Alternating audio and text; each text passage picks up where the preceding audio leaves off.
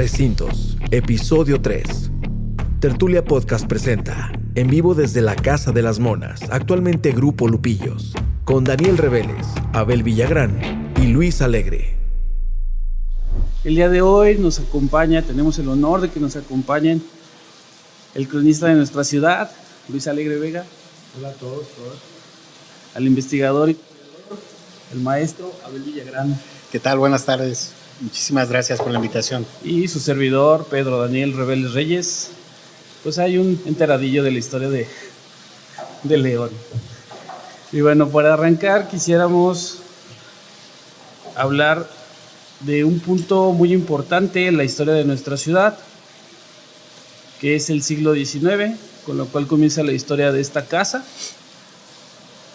Y para ello le pediría al cronista de nuestra ciudad, Luis Alegre, que nos diera algunos detalles de este importante recinto, los usos que ha tenido, pero sobre todo... Soy yo muy chico.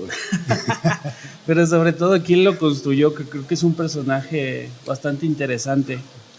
Bueno, es un símbolo esta casa de toda una época. Es como el punto de partida de una modernidad pues inédita en lo que toca arquitectura, con un personaje que, como lo platicábamos aquí hace unos minutitos antes, pues es un personaje aún poco conocido y poco valorado, que es don Herculano Ramírez, que, bueno, pues no es otra cosa que un maestro albañil con una gran experiencia, que se va a ir puliendo y que se va a convertir en el primer ingeniero, en el primer arquitecto, en el primer profesional en ejecutar pues una obra como de la envergadura de una casa así.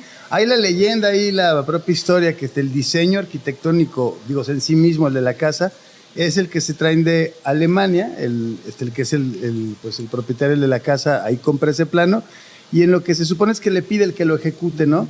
Pero este es el punto de partida. Es un momento importantísimo, y que lo decías bien, en el 19, es un momento emocionante en la ciudad, porque al margen de una disputa intensa en lo político entre conservadores y liberales que va a devenir en una guerra civil, en una intervención, en un efímero imperio, hay como una serie como de puntos comunes en la sociedad de León que le urgen hasta la propia ciudad. Hay un gran interés en ese momento porque haya un palacio municipal, una sede para los poderes, que haya un teatro, es el gran anhelo, que haya escuela, que haya un mercado, pero hay un impulso igualmente entre los particulares, entre los empresarios, en esa renovación, y es justamente esta casa un gran ejemplo, porque es la combinación de usos mixtos, el comercio-habitación, pero para empezar es de 2 plantas, y lo que libera un espacio enorme, y es en realidad, creo que es el gran valor del arranque, es el primer almacén comercial moderno en todos los sentidos aquí en la ciudad, y que además tiene una coincidencia en el tiempo con la propia efervescencia de la introducción del ferrocarril. Es toda esta parte de prepararse para un momento que, como lo decía Abel, igual antes de que empezáramos, hay un boom económico en la propia ciudad. Pues esta casa es el primer como reflejo de esa modernidad, en donde se recurre, es paradójico el término de modernidad, porque se recurre a los cánones más clásicos. Este es el neoclásico en la versión pues muy leonesa. Sí, es muy ecléctico, pero es muy ecléctico porque hay dórico y jónico y corintio, ¿no? Pero ese creo que es el gran símbolo. Es una inversión enorme del propietario original, que es don Manuel, Guedea. Y que tiene que ver, además, que no es cosa menor, quién es su suegro. Él se casa con María Dolores Portillo, hija de don Ildefonso Portillo, dueño de la Americana. Y creo que esta es una alianza, sí, por el amor, pero creo que también es un incentivo para que se adentren en un mundo de negocios nuevos. Y esta casa es el símbolo, porque es la primera gran tienda, como por así llamarlo, moderna, pero va hasta combinar una serie de servicios que los conocemos todos por el grabado antiguo que hay de un anuncio del propio almacén, con todos los servicios que se va a ofrecer. Ese me parece que es riquísimo el punto que podemos aquí platicar, Abel y Daniel, de cómo ese León en ese momento, en el 19, ese último tercio del 19, y además cuáles otras construcciones hay modernas que van a hacer sentir hasta la propia ciudad que León está cambiando, que se está modernizando, que se está engrandeciendo, que es más metrópoli, ¿no? Sí, justamente eso, ¿no? O sea, y Luis, esta calle, la hoy 5 de mayo, antes de Pachecos, se encontraba el Banco de San Luis Potosí, si mal no recuerdo, correcto. aquí a unos pasos, la Casa Madrazo. Entonces era una avenida, pues sigue siendo importante para el La calle de comercio. Lagos también. Sí, así es. ¿Qué nos puedes decir al respecto, Abel? A ver, yo siempre pongo el desorden, para bien o para mal, ¿no? Ya ustedes, Ya te vas a saltar la ustedes escaleta. sabrán si me siguen o no la corriente, ¿no? Yo quería poner sobre la mesa. La frase de... Don Luis. Basta. No, bueno, poner sobre la mesa varias cosas. Una cosa importante es, como bien dices, la calle de Pachecos, es la calle, la salida a Lagos, la salida al norte de la ciudad. Me parece que vamos a coincidir en que nuestros vínculos socioeconómicos, socioculturales van a estar más, en el caso de los ciudadanos de León, con los Altos de Jalisco que con Irapuato o con Guanajuato mismo. Sobre todo al finales del siglo XIX, principios del XX, que es precisamente donde nace pues, este patrimonio arquitectónico, ¿no? Y por otro lado, decir también que, como bien decía Luis, es la bella época o la Belle Époque, ¿no? Cuando encontramos esta palabra, a lo mejor, pues sí, como dice Luis, es ecléctico. Hablar de una bella época en México es ecléctica también. A mí me entusiasmó mucho la idea de venir a platicar a este espacio, precisamente porque en términos teóricos, la bella época o la Belle Époque está enmarcada entre 1875 y 1914, ¿no? Curiosamente, en Europa, la bella época termina en 1914 con los bombardeos a Francia, a Inglaterra. En México termina con la revolución y en el caso específico de nuestra ciudad termina primero con el Oroscaso, a ver si no me estoy... y de manera posterior con la llegada de Villa, ¿no? Y es un símbolo. Simbólicamente es importantísimo para entender la historia de la bella época en México, la historia de México en términos de la revolución y en este caso específico con este inmueble.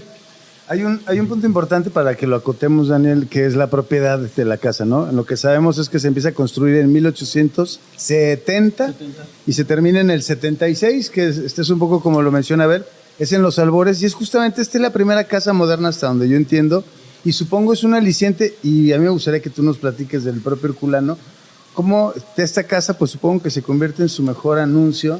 Pues porque va a intervenir en otras particulares y en otras fincas de importancia pues medular aquí en León y por eso creo que sí es bien valioso esa comunión entre una primera casa que sí es muy elegante, es un símbolo en lo comercial, pero también marca un hito en la parte arquitectónica. Sí, pues es que León, como ustedes bien lo mencionaban, venía un crecimiento económico que se va a ver interrumpido por una catástrofe, la inundación de 1888, pero que venía un crecimiento.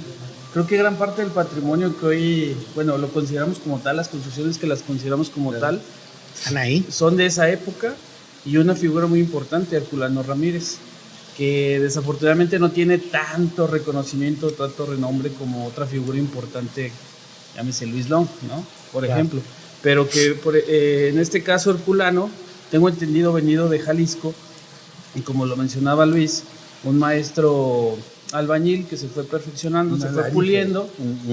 Pero maestro. Pero maestro, sí, ¿sí? sí, sí. Sí, pues antes no iba a la escuela uno para aprender el oficio, sino que iban escalando, ¿no? De manera empírica y a través de los trabajos que iban aceptando o haciendo.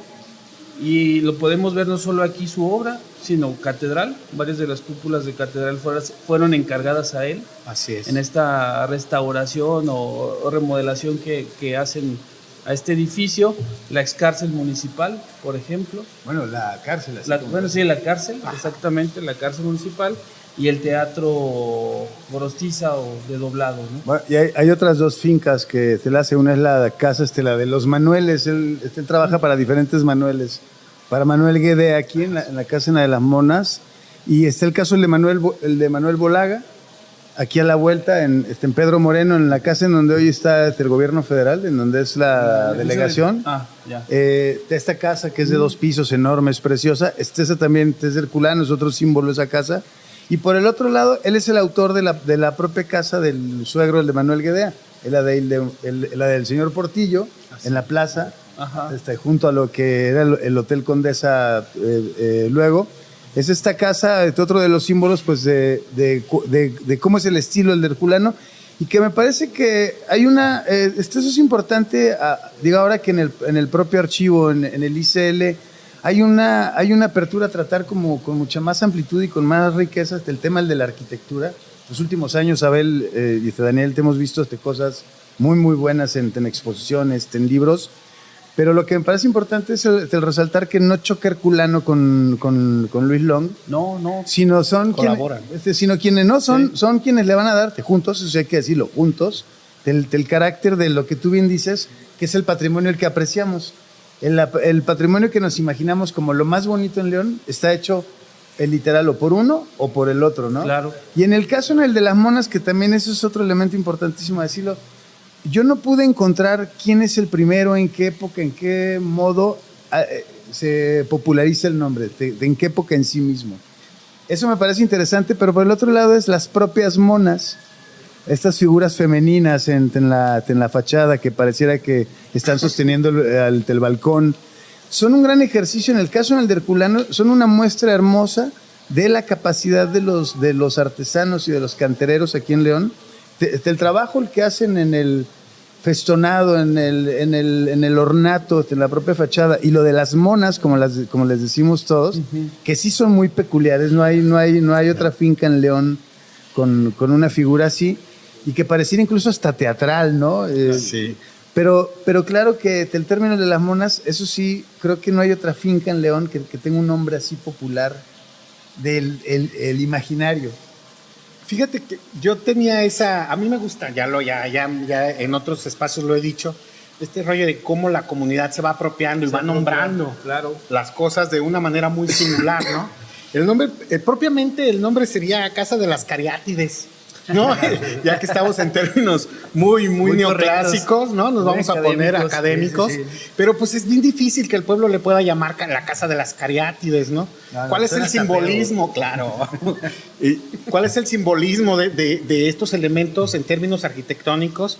Pues sí, el sostén serían como, en alguna medida, son los atlantes, pero en femenino, ¿no? Sí, claro. Son cariátides que están sosteniendo, pero el que sean mujeres quienes están sosteniendo, habla muy probablemente de una visión feminista de quien está construyendo y de quien es el dueño, ¿no? Poniéndole elementos ya no masculinos, que serían, pues, en este sentido, los atlantes, sino las cariátides, que serían, en este sentido, los elementos y los valores femeninos, en este caso, pues podría ser la resistencia, el sacrificio de las mujeres, los valores que representan en ese sentido, ¿no? Oye, hay una definición en el libro, en el de Toribio Esquivel, sobre la propietaria, sobre la esposa de Manuel Guedea, y que se refiere a ella como una hermosura y un fuego.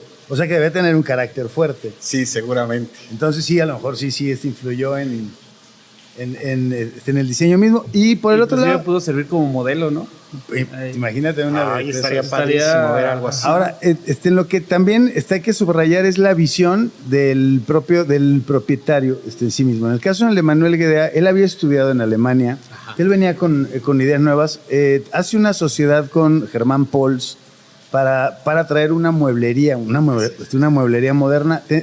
Entendemos que el primer comercio en sí mismo aquí en esta casa es la mueblería, es con esta sociedad, pero van a dar un brinco, te entiendo yo, a principios de los 80s, el anuncio famoso que te aparece en diferentes publicaciones es del 83, en su primera edición, pero lo que refiere ese anuncio, Daniel, es fabuloso. En una sola casa, en un solo almacén, hay ropa, se te entiende, ropa de moderna, hay abarrotes, hay ultramarinos. Pero por el otro lado, son agentes o representantes como almacén de las mejores fábricas de textiles y de linaza en la región de Casimires, pero a la vez y también y principalmente en otro sentido, hoy creo que el término de prestamistas queda corto, eran verdaderamente financieros, sí se prestaba el dinero, había diferentes formas de préstamo, venden seguros, hay factoraje, o sea, es una combinación, eso me parece interesante aquí en nuestra propia ciudad, cómo hay una combinación en un mismo lugar de una relación con México y con el mundo. ¿Sabes? Hay una visión de esto. Hacemos negocios, o sea, trabajan con una aseguradora que es británica, tienen representaciones alemanas, traen aquí la Singer, ¿sabes? O sea, de esta visión global de esos leoneses. No recuerdo muy bien de qué años son las fábricas de Francia, pero pudiera ser antes. Es previo, claro, sí, previo. Pero por el otro lado, es justamente, estoy seguro, y ese es un buen ejemplo, que son una inspiración de ese es el modelo. Ajá. Ese es el modelo de una casa moderna comercial, tener esas relaciones con el mundo y con México para importar y para exportar. Y tiene que ver, aquí sí definitivamente, y yo sí advierto ese genio en Manuel Guedea, en los Portillo, de combinar el uso de préstamos, financiamientos, de factoraje con la llegada del ferrocarril. El ferrocarril es un gran factor, ellos lo van a aprovechar y eso va a facilitar, Daniel, claro en lo que tú dices, otras inmigraciones, como los franceses, eso lo hemos platicado en otras ocasiones.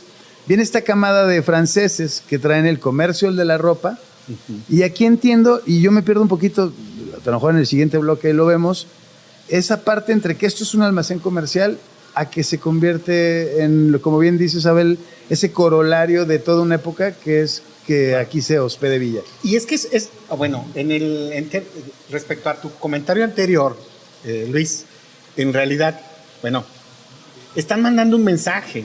No están mandando un mensaje solo a León o a los leoneses o a los acaudalados leoneses.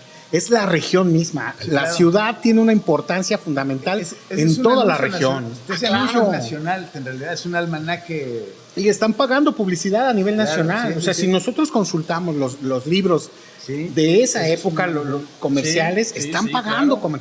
Y están trayendo los elementos fundamentales de la bella época y de la transformación del mundo en ese momento. O sea, el mundo está entrando en la parte final o en el pináculo de la revolución industrial. Y León está ahí.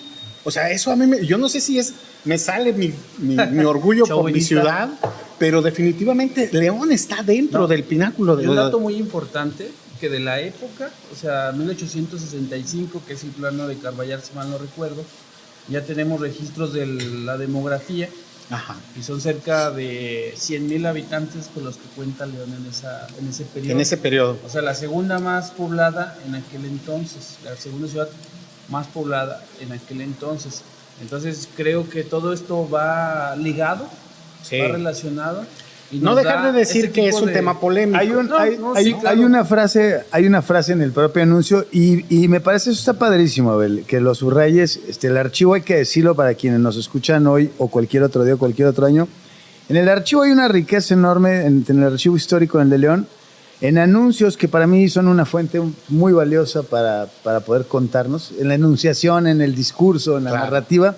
Y es justo en este famoso anuncio que yo no dudo, Abel y Daniel, que lo hicieran en el taller, en el de Posada o en las otras 7, 8 imprentas y linotipos que había en la ciudad. Pero hay una frase final que sí me permitía anotarla. Y es en la última frase, en la que está hasta abajo, ahí dice que es una casa que se dedica a la venta de los artefactos de la industria de León. 2 puntos. El fierro, el cuero y la rebocería. Claro. O sea, el fierro, el del cuecillo, el cuero, pero ojo, no es el calzado aún, es el cuero y sus derivaciones, ¿no? Sí, claro. Y un punto importante que me doy cuenta es venden Singer es la máquina para coser, eso es el calzado, y lo dice bien, Abel, ese reflejo, ese impulso económico, importar esa maquinaria es porque están creciendo esos talleres y ya no son artesanales únicamente. ¿Pudiéramos meter también ahí la rebocería? Sí, por eso es lo que dice. Sí, pero hay una transformación, porque la rebocería ya tenía de alguna manera una base importante en la obrajería de la ciudad. Y con la llegada de las fábricas, con la americana, que está vinculado a este espacio y a los dueños de este espacio, lo que vamos a tener es el aprovechamiento de los recursos que ya existen en la ciudad para generar la riqueza de la que se gozó para construir este tipo de construcciones. La modernidad. Así es. Y bueno, hay otro sentido ahí también que es, o sea, esta capacidad en León, en el comercio, en la propia ciudad, esta finca hoy en el 25 es un ejemplo de esta capacidad que hay en el empresariado en León de adaptarse claro. a lo que hay, al mercado, a lo que se vende, a lo que rifa, a lo que brilla. Pero tiene que ver, y la propia casa, ya lo iremos aquí platicando, de esta casa, todas sus etapas, pues tienen que ver con esa capacidad de no estancarse, de no romantizar, de no detenerse. Claro. Evolución y diversificarse. Y de la evolución. Y creo que lo más bello hoy en el programa en el que nos ocupa, es que estamos en una casa que sin duda, y lo puedo decir con la mano en la cintura, es la más bonita en el estado de conservación en el que está, es tal cual, es la casa original.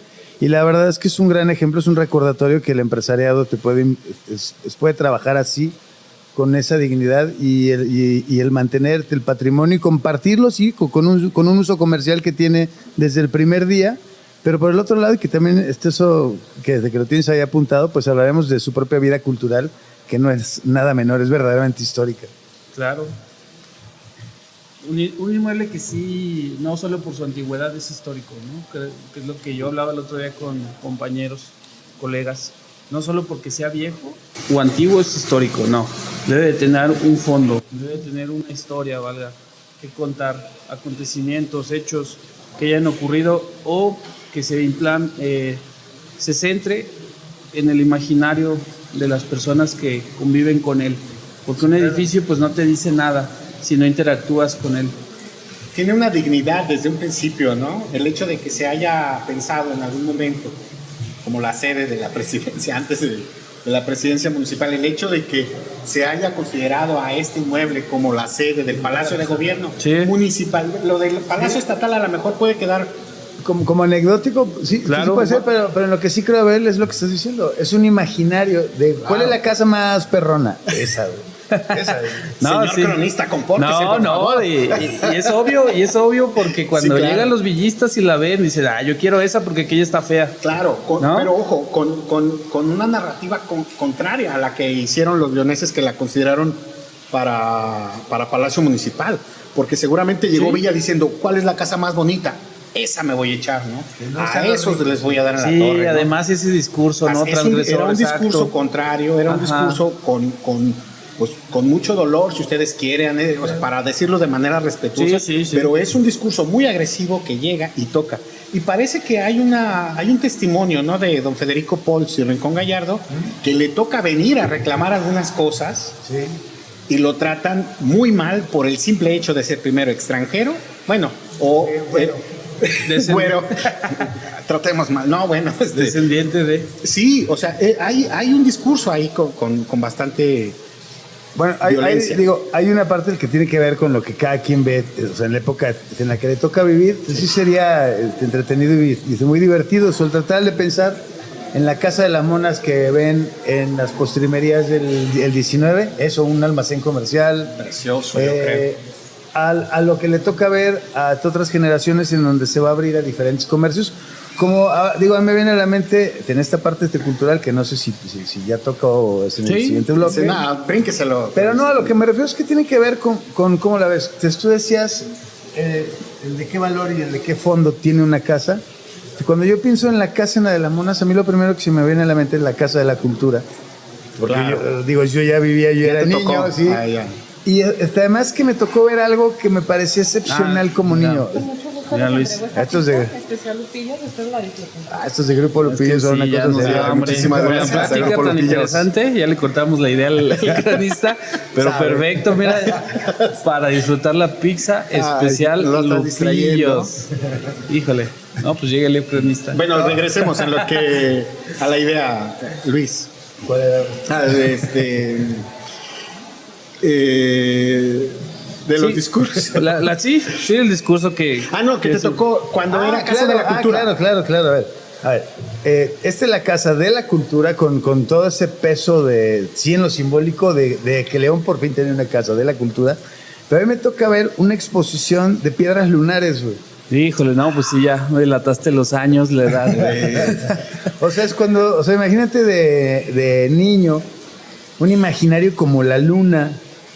Y hay unas piedras de la luna. ¿De qué año estamos hablando? O sea, porque yo entiendo que... 73, 76, entiendo que los 70 se viene para acá, el Palacio, el gobierno municipal. No, a ver, 73, 79, Casa de la Cultura.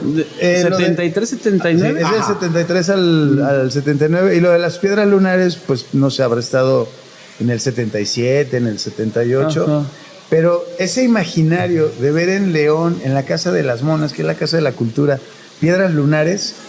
Eso se me grabó a mí siempre y tiene que ver con ese efecto de, o sea, como algo de la luna está en tu ciudad, en la Casa de la Cultura, pero luego pienso, ahora que lo he podido leer en la hemeroteca, en la del archivo, todas las exposiciones que se van a montar aquí en la etapa como Casa de la Cultura, todas son hitos. Como archivo histórico. O como archivo histórico. Hay exposiciones que son hitos, la de Juan Nepomuceno Herrera.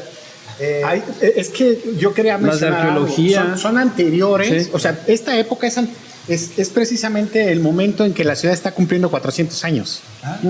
¿No? Es el periodo del 400 aniversario de la ciudad, entonces le toca en ese momento ser sede, en un momento fundamental para el homenajear, para recordar la historia y la cultura de la ciudad, ¿no? Para que también quede sentada en el acta.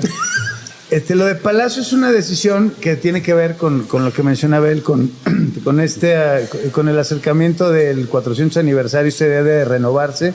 Pues se renueva el Palacio, pero pues pasa lo que sucede con las obras del gobierno. Están programadas para una fecha y se van extendiendo. Y justamente aquí se viene el alcalde en turno, y va a despachar aquí en la Casa de las Monas con la dignidad, como bien lo dices, con la institucionalidad de ser un acto que lo refrende el ayuntamiento en el marco en el de la legalidad, pero no deja de ser, o sea, otra vez curioso que están en una casa que en el imaginario, en el de las ciudades, pues en cuál otra. Pues sí, ¿no? Claro. Tiene que tener esa dignidad de la que estamos Y no cualquier hablando. edificio, ¿eh? O sea, ya fue sede del gobierno estatal y sede del gobierno Y municipal. con el municipal, hay que decirlo, esto se lo he leído en los periódicos y en las columnas desde aquellos tiempos. Había la jiribilla de a quienes sí trajeron a Palacio, o sea, al Palacio improvisado aquí a la Sí.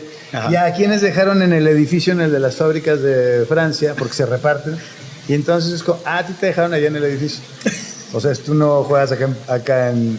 ¿Sí sabes? Sí, claro. O sea, como no cabían todos, hay esa diferencia. Y de ahí es en donde, afortunadamente, como el contrato estaba abierto, como quedaba un plazo en el contrato, es por lo que dicen, pues la Casa de la Cultura. Que es claro, en un momento que es fantástico, además, este empuje para que haya esa Casa de la Cultura, afortunadamente hay este espacio que tiene además, pues esa magia, hay que decirlo, esa magia de ser un lugar especial, único. Pero yo pienso en eso, es un lugar que va a representar muchas cosas para mucha gente en una misma generación, pero porque el abordaje de lo que se pudo ver aquí, o sea, cineclub, danza, las propias clases de artes plásticas, en las conferencias, en lo que dices en lo de la arqueología, era como revelarnos una ciudad que no conocíamos, que no habíamos visto, que no la habíamos como visualizado con esa profundidad. Y por eso creo en el postulado, en el de Daniel, es por eso esta casa tiene fondo. Claro. Porque tiene muchas historias que no necesariamente son para todos, sino en esa riqueza de anécdotas que cada quien podría tener, está ese fondo real de por qué es entrañable para la gente en León una casa como esta y por qué es valioso que se conserve así de bien, ¿no? Pues sí. Sí, no, y siguiendo esas ideas que dice Luis y que hace un momento comentabas, Por favor. del rescate que se hace y la conservación de estos inmuebles por parte de empresarios locales, como en este caso Grupo Lupillos.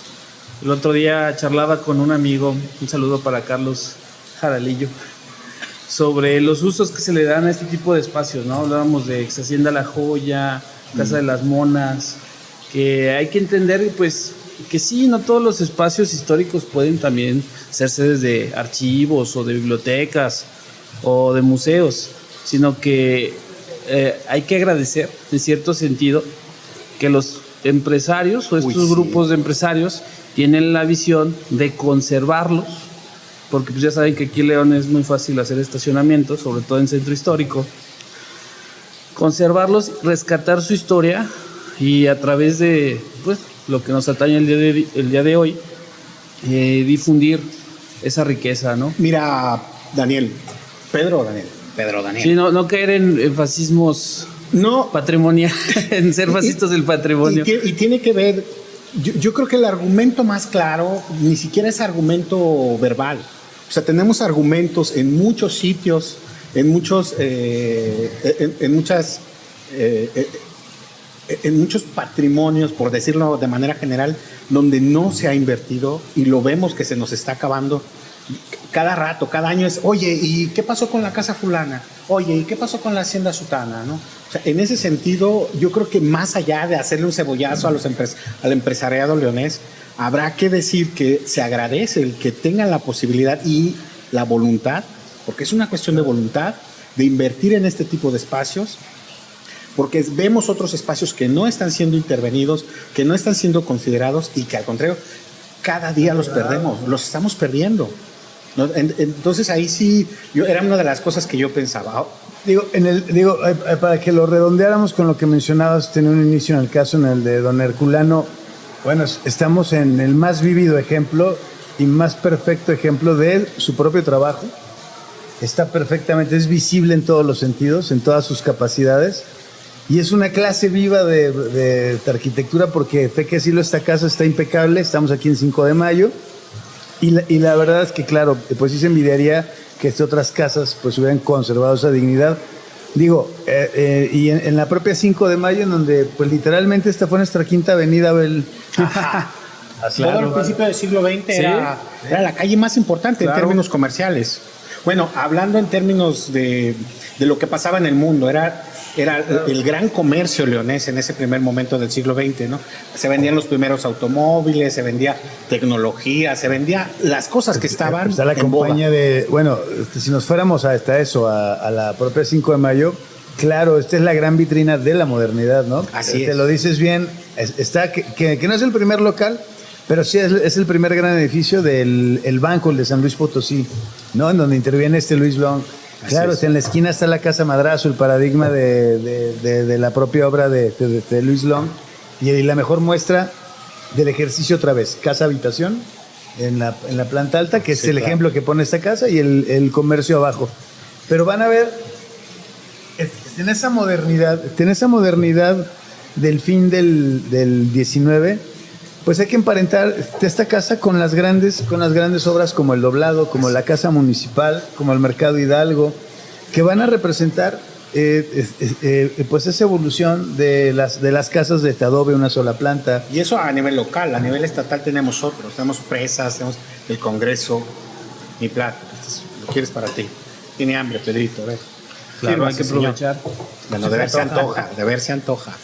Pero bueno, si lo pensamos, o sea, todo el transcurso, y que lo dices bien, en el siglo XX, a ver, pues aquí enfrente está la compañía de luz eléctrica, que bueno, pues es tal cual, quedó claro. Es la modernidad en sí misma, ¿no? Elementos de Art Deco todavía. Claro, sí, bueno, lo de los coches sí se me viene a la mente de la agencia, la de General Motors. La Dodge. Bueno, están los peleteros más importantes, como los propios Obregón, en la esquina de don Carlos Obregón, que va a terminar siendo el alcalde del 46, ¿no? Ajá. Pero también aquí, Daniel, aquí yo me acuerdo aquí de niño, aquí están prácticamente todas las tiendas de las marcas de televisión o de electrodomésticos. Ajá. Que no dejan de ser otro elemento de la modernidad. 20, ¿verdad? Sí, claro. Sí, espérame, en la segunda señor mitad, cronista, espéreme, por favor. O sea, si lo piensas así, aquí están los electrodomésticos, aquí están los almacenes que bueno, si lo extiendes a la segunda cuadra, está Sears, ¿no? Así es. En el propio caso, ese se me olvidaba, ese también es de don Herculano, la de los Gordoa, la de hoy, que luego se convierte en el Palacio Federal, la de Correos.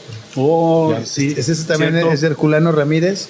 Pero como esos edificios y otros que van a desaparecer, como el de La Lonja, pero que van a marcar, bueno, la propia primera clínica desde el seguro, ya en la segunda mitad de los 50s, está en 5 de mayo, el Bancomer, el Banco de Comercio, tiene su matriz en 5 de mayo. O sea, sí hay elementos que llevan o que ligan a la idea de modernidad, de evolución. En la gran vitrina es 5 de mayo, ¿no? Sí, yo creo que sí. Y lo sigue siendo con todas las tiendas que hay en esta avenida. Otro punto referencial para la gente cuando viene al centro, la fuente de Cricri. Sí. ¿No? Sigue teniendo las casas de los Obregón, ¿no? Ajá. Bueno, es el monumento más vandalizado en toda en la historia de la ciudad. O sea, ese pobre Cricri, desde que llegó en el 79, es a quien más han violentado hasta arrancarle sus antenitas en un número fuera de la realidad de veces. Pero es justamente, Dios, que se me vienen a la mente un montón de almacenes, bueno, Salinas y Rocha. Bueno, tuvo otra tienda que era PH, que supongo que no la conocieron. No, bueno. En donde hoy es el del Sol, ahí era PH. Pero estamos hablando que siempre dice constante, o sea, en donde cierran una cosa es porque están abriendo otra vertiente, ¿no? Claro. Aquí están están las sombrererías en los 40s, el toque de masculinidad que te da el sombrero, ¿no? Pero tiene que ver justo con esa idea de que si es moderno, si es lo de moda, está en la 5 de mayo. Y se me olvidó otro elemento importantísimo, el propio Cine Vera. Uy, sí. Aquí claro. vecino. Sí, yo creo que, y el periodo en el que nace y en el que se va consolidando como cine, y la afluencia, ¿no? Lo que decimos de la calle. Es una calle en el que la afluencia misma hace que saliendo del cine hagas otras compras. Sí. Y el marco siempre es... Un centro comercial actual. Bueno, hay otro, bueno, es que hay muchos negocios, esto no, o sea, nos llevaría pues otro programa, pero en toda esa calle, en toda esa Quinta Avenida La Leonesa, pues la de las Monas es siempre el referente, es como el símbolo de un imaginario que es una casa en donde, esto sí lo puedo entender, es que como hay una pizzería, es como antes hubo una hamburguesería, como hubo antes tal, cuando el equívoco es, no, es que la casa está hecha exprofeso para el comercio. Para el comercio, Pero por el desde otro su misma lado, ubicación, ¿no? claro, pero por el otro lado es, o sea, es de agradecerse, y eso sí lo subrayo, que podamos ver las dimensiones de una casa como esta y poderte entender cómo eran otras en su propio tiempo, en su verdadero tamaño, en sus características, y poderte entender cómo se desarrollaba esa ciudad, cómo era esa convivencia. En casas con patios, el patio llama o convoca, ¿no? Así es. Hasta la convivencia. Pero por el otro lado, esa cuestión que sí creo que sí conviene que la ampliemos, en esa etapa como casa de la cultura, es el crisol de la primera generación, digo, sé que suena chiste, pero de la primera generación que va a la escuela para aprender este arte. Y va a generar, eso lo digo sin conocerlo hasta ciencia cierta, pero estoy seguro que van a generar a los precursores de otras pequeñas academias, de escuelas, otros maestros pues particulares, que aquí se van a formar y van a multiplicar un público hoy, de pasar hace 50 años de la peculiaridad de tener una casa de la cultura, a una ciudad que tiene diferentes casas, que tiene diferentes ofertas. En lo cultural hablo, bibliotecas o centros culturales, como otra vez una casa, al final del día es una casa, se puede convertir en el epicentro de la vida cultural en una ciudad, como lo decías, porque además está la combinación con el propio archivo, claro, y la dinámica del archivo. Entonces es en un solo patio, es la vida cultural, es dependiendo en qué día vengas y cuál es la cartelera en la que te va a tocar. Mira, Luis, respecto a lo que estás diciendo, y me gustaría que si tienen posibilidad nos comenten y me digan si estoy equivocado, pero hay una foto por ahí previo a los festejos del 400 aniversario donde está Jiménez Moreno, sí, acompañado de autoridades. Parece que es aquí. Sí. Y entre esas autoridades está don Mariano González Leal, muy joven. Está Jiménez Moreno, ya un consolidado antropólogo, etnólogo, un hijo del mundo, un habitante del mundo. Y está don Mariano González Leal, que es uno de nuestros íconos culturales de la ciudad, nuestro referente en términos de historia, de divulgación histórica, como escritor, como historiador. Y tiene una foto aquí, ¿no? Entonces me parece, es como ese gancho, es ese clicazo que nos permite seguir vinculados. Y el marco, como dices hace rato, es este espacio. Punto central en la modernización de la ciudad, ¿no? Yo lo veo tanto económicamente como hablando en cuestiones artísticas, culturales, porque como lo mencionaba Luis, es un punto de encuentro, pero también es un punto que creo yo parte la modernidad en diferentes perspectivas de León. Bueno, ahí hay una parte curiosa. En una casa que finalmente es el parteaguas del comercio no moderno en los 1870 y tantos, cuando hay esta modernidad, hay otro hito que va a suceder en el propio centro, que es la zona peatonal. Cuando se convierte todas estas calles en lo peatonal, van a fenecer, a desaparecer muchos comercios muchas prácticas en lo comercial, porque hay entre esta renovación, entre este encontrarse obsoletos de muchos, en la propia casa creo que, como es todo en León, siempre un poco paradójico, un poco ecléctico, Sí. un poco único, asimétrico. Es una casa que va a conservar siempre una vocación comercial irrenunciable. A lo que me refiero es que nunca van a tener una pretensión por decir, de convertirlo solo en un restaurante y que no se haga otra cosa. Aún siendo solo de una sola empresa o de un solo giro, aquí se han dado el lujo de tener galerías de arte en un convenio inédito y que ojalá y se reprodujera muchísimas veces. Y se repite. Y que se repita. A partir del 99, ya nos dirás, o no sé quién se acuerde hasta cuándo duró, pero sí me acuerdo que empezó en el 99 como un espacio del propio instituto cultural, como sus galerías, pero que vuelvo a lo mismo, de una ciudad que se puede dar el lujo de mantener una vida comercial activa, lo que convenga a sus propietarios, sin dejar de lado que se usufructe este espacio con ese gozo colectivo de lo cultural. Sí me parece que es otra vez un maravilloso ejemplo de que sí se puede combinar una cosa con la otra sin desoro o en detrimento de nadie y de nada. Y ojalá hubiese más experiencias así en ese sentido. Pues ojalá hubiera más. Ojalá hubiera más allá de que podamos decir, está el restaurante y el que tengamos el restaurante acá nos da la posibilidad incluso de invitar a alguien a verla, ¿no crees? Claro, de acceder a él. No, claro, o sea, es la posibilidad de invitar a alguien a comer y además a disfrutar y admirar la arquitectura leonesa de finales del 19, principios del 20, ¿no? La arquitectura, la historia.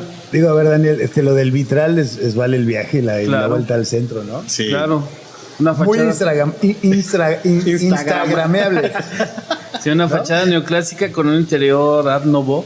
Sí. Y que luego vemos en otras ciudades como la Ciudad de México, ¿no? Pero pues aquí tenemos este domo impresionante. Sí, y es de las pocas cosas Art Nouveau que hay en la ciudad. Eso vale la pena decirlo. Es un buen dato. Es muy, o sea, el Art Nouveau en León se ve muy poco. O sea, tienes que tener una mirada casi especializada para decir, mira, este elemento es parte del Art Nouveau. Y aquí en esta casa confluyen muchas cosas, desde el neoclásico que vemos en la fachada, que ya es parte del Art Nouveau, o por lo menos de la arquitectura que está permeando, hasta este tipo de vitrales que entran en el Art Nouveau y que hablan ya de un gusto, sí, europeizante, sí, europeocentrista, pero de su época.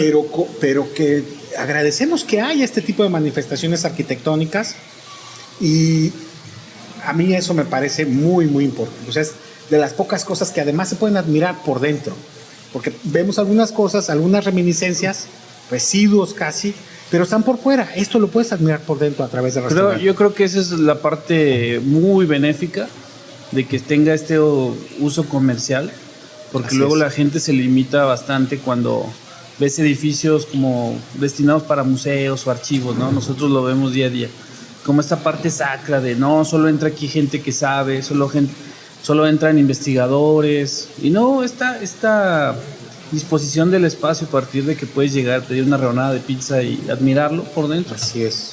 Oye, antes de que se me olvide, digo, porque imagino que es parte del imaginario que compartimos todos, es esta etapa que yo coincido, a mí no me gusta el asunto de la revolución.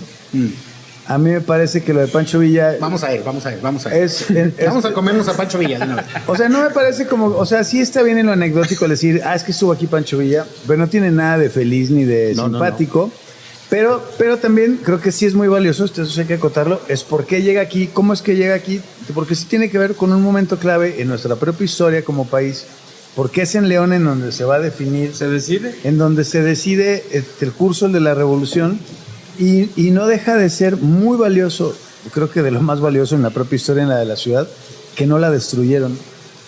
O sea, aquí se definió la guerra civil más importante en nuestros 200 y tantos años, y no destruyeron León, siendo el epicentro en ese momento de unos y de otros.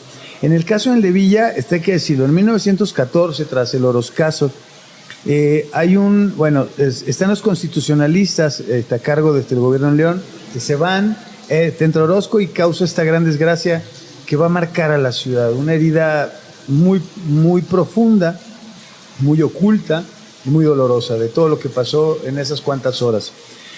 Vuelven aquí los constitucionalistas y se vuelven a ir y le dejan el campo libre a los convencionistas, a los villistas, pero porque justamente hay que decirlo, cuando León es la capital del estado, cuando Villa y sus fuerzas están a cargo de León, es porque en Aguascalientes está la convención.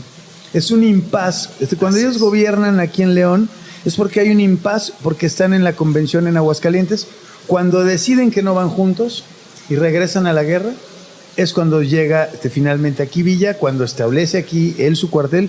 Sí está documentado que aquí se reúne con su Estado Mayor. Aquí no hay caballos, aquí no hay armas, aquí es él y su Estado Mayor. Pero ciertamente hay muchas anécdotas negras de cómo Francisco Villa va a humillar gente aquí, va a extorsionar aquí gente, va a presionar, a amenazar, y no solo a los leoneses, no, Luis, claro, sí, en a general. todo el estado. Tan va a extorsionar, lo voy a decir así, yo sé que es una palabra fuerte en la actualidad, pero tan va a extorsionar a todo el estado que se trae rentas del estado. O sea, lo que Villa se trae acá es lo que sería ahorita rentas. O sea, desde aquí se va a cobrar la renta. O sea, se trae la Secretaría Particular de Gobierno, bueno, el señor Abel Cerratos, que con el puro nombre yo creo que era lo único bueno que tenía el señor, pero... Empezando por ahí. Pero Abel Cerratos lo que se trae es la Secretaría Particular, la Secretaría de Gobierno y lo que sería Hacienda, y lo que sería Hacienda. la recaudación. Entonces, lo que está haciendo con eso es no solo de alguna manera tener a la ciudad más importante del estado, sino tener los elementos a partir de los cuales va a sobrevivir. ¿Esos cuántos fueron? ¿8 meses? Sí, Poco más, sí, poco sí. menos. Pero un movimiento. Pero pues es un movimiento estratégico.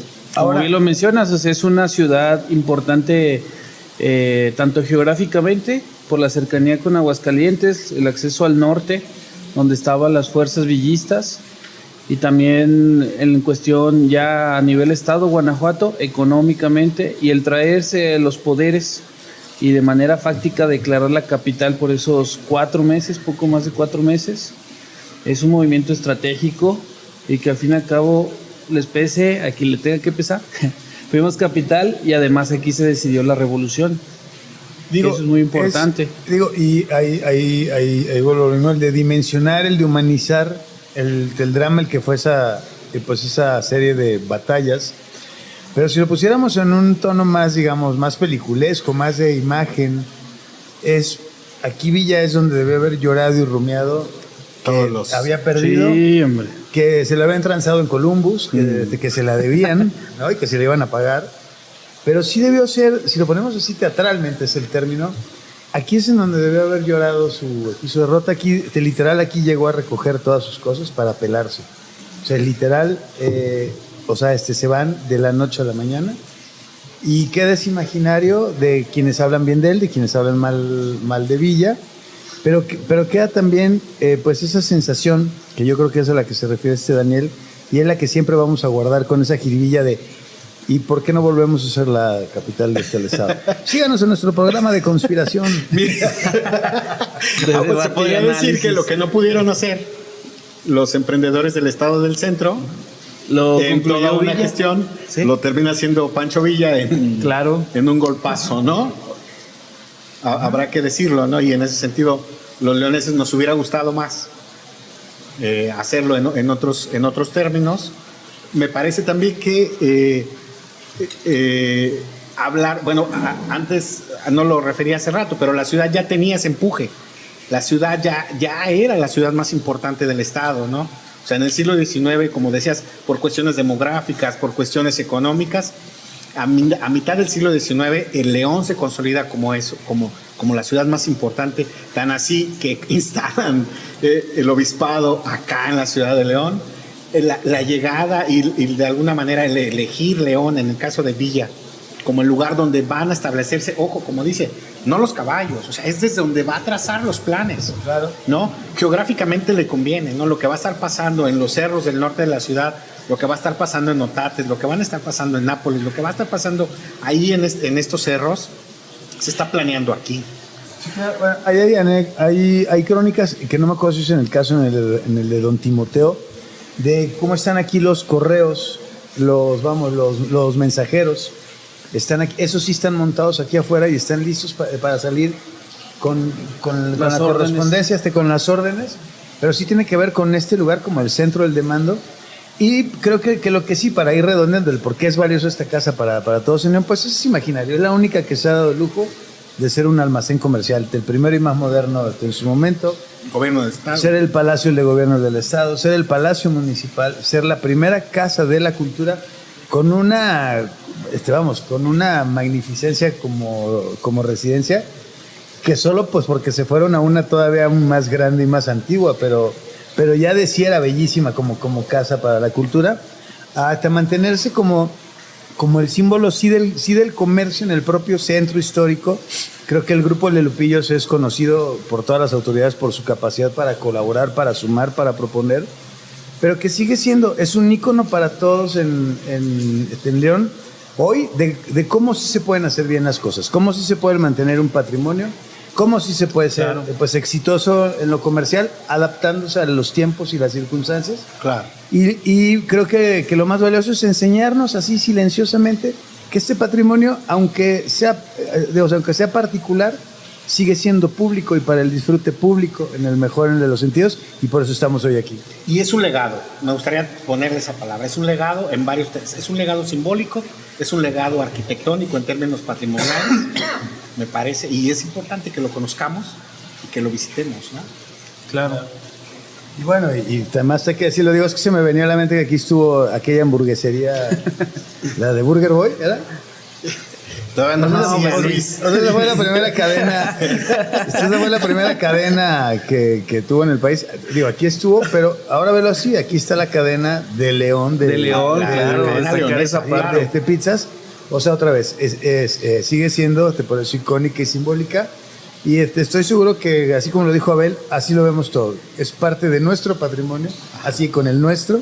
De la ciudad que presumimos, que platicamos y que compartimos. Sí, la ciudad moderna, ¿no? Y para presumir, invitar a la gente no solo de León, sino yo creo que de fuera de... Claro. Venir, probar la pizza leonesa con chimichurri leonesa, ajá, ¿no? En el centro histórico, en un espacio histórico, híjole. No. Que te va a permitir visitar la ciudad, visitar momentos importantes y venir a comer a un lugar como este, que es bellísimo. Sí, un lugar con tanta historia y tradición y dentro del imaginario colectivo. Pues yo creo que vamos cerrando, Luis, Abel. Ya se nos acabó el tiempo. Nos dice producción? Ya, producción, ya. Dice que nos pasamos. que si les damos una rebanada. Ya se les dio.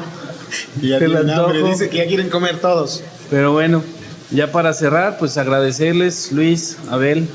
¿A nuestros anfitriones? Así es, por su tiempo en esta transmisión, y si nos ven después, pues el darse estos minutos para conocer un poco más sobre la historia, tradiciones y cultura de nuestra ciudad. Sobre todo agradecer al Grupo Lupillos por el espacio, para permitirnos grabar en un lugar tan icónico. Y pues nada, nos reencontraremos en otro momento con más historias de León. Muchas gracias. Tertulia Podcast. ¿Quieres seguir descubriendo la verdad detrás de la historia? Síguenos en Facebook e Instagram como tertulia.podcast y en nuestro sitio web como tertuliapodcast.mx. Información respaldada por el Archivo Histórico Municipal de León en colaboración con Bonito León y Te Falta Barrio. Tertulia es un podcast original producido por Orión Corp, Ule Audio Studio y la Fundación Marqués de San Clemente AC, con las voces del Dr. Mariano González Leal, Víctor Hermosillo y Raúl Padilla. Locutores: Luz Adriana Flores y Raúl Santana. Dirección General: Mauricio Aguirre.